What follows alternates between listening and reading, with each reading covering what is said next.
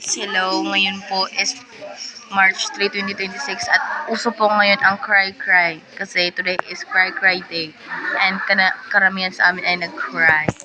Ayan na si Risa. Susamahan mo akong kantahan siya. Huwag mo awalan ng pag-asa, darating din ang ligaya. Ang isipin mo may bukas pa. Jenny, kantahan si Risa. Kantahan si Risa. Ton.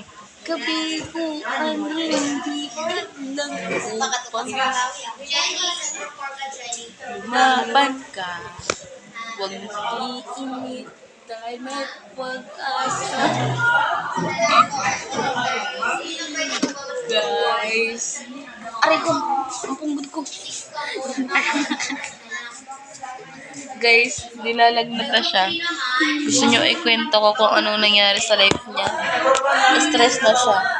Pagod na siya. Ganito siya guys. O, ganito siya. Ganito siya. Ganyan siya. Stress na siya. Stress. Goodbye. Nalalamig ka ba? Punta ka sa hell. Let's go. Goodbye.